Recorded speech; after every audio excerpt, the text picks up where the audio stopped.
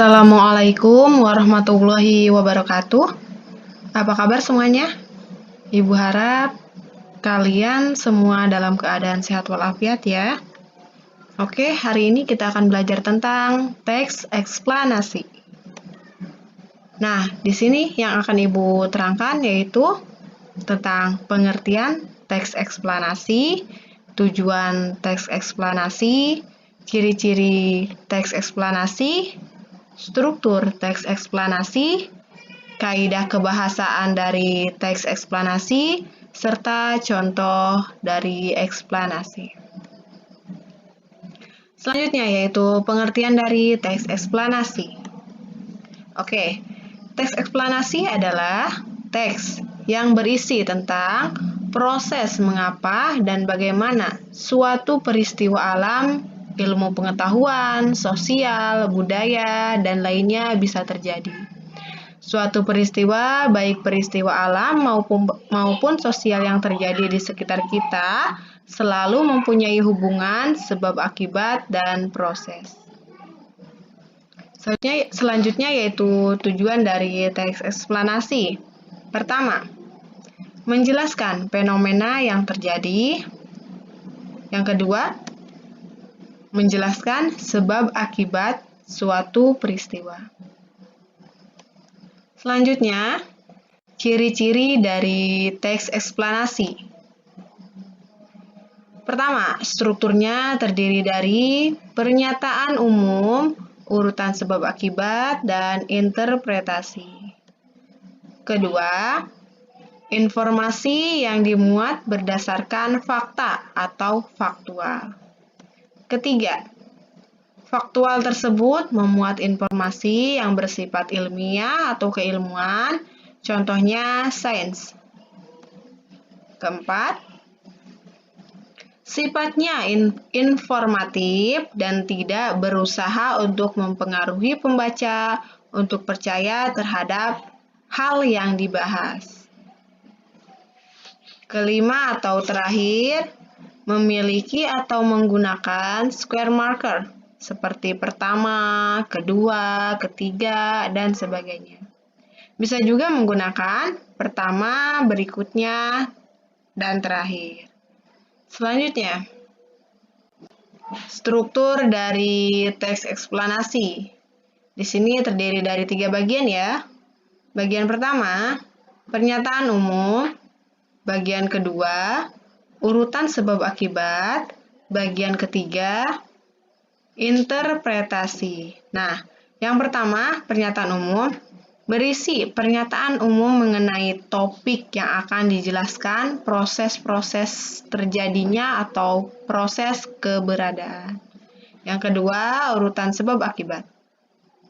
Berisi mengenai detail penjelasan proses terjadinya yang disajikan secara urut atau bertahap dari yang paling awal hingga yang paling akhir. Yang ketiga, interpretasi. Berisi tentang kesimpulan mengenai topik yang telah dijelaskan. Selanjutnya yaitu kaidah kebahasaan.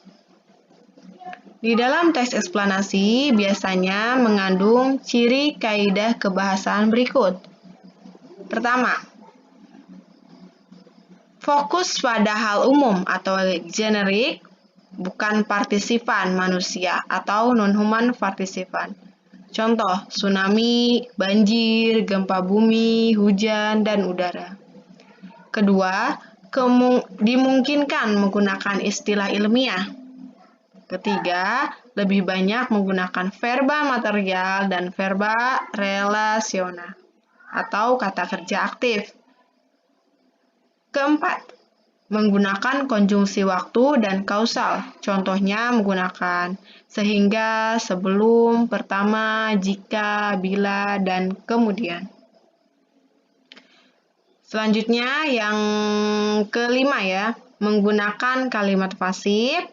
Terakhir, yang keenam, eksplanasi ditulis untuk membuat justifikasi bahwa sesuatu yang diterangkan secara kausal itu benar adanya. Selanjutnya yang terakhir, contoh.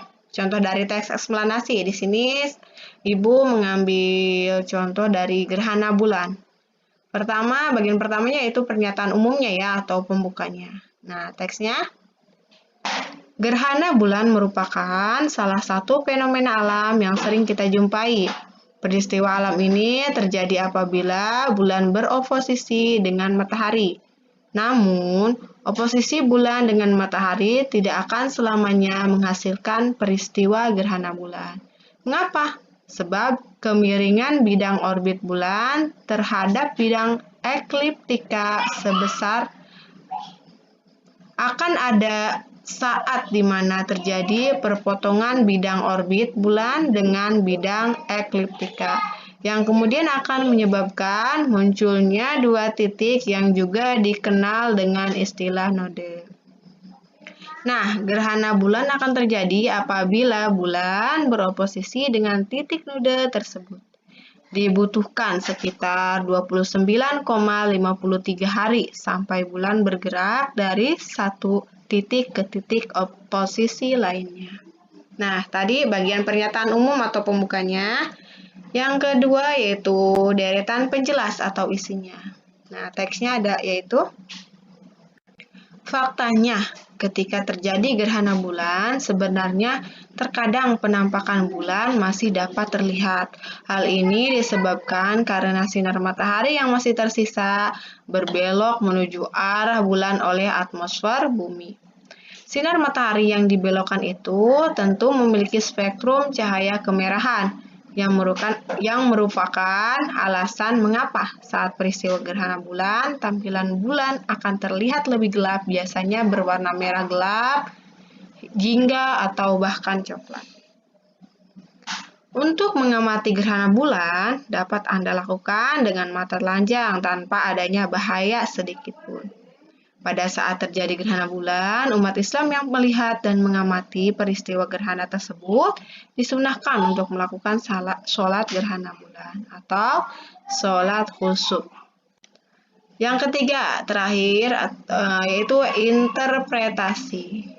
Teksnya, ketika bayangan bumi menutupi sebagian atau seluruh penampakan bulan, maka pada saat itulah akan terjadi gerhana bulan.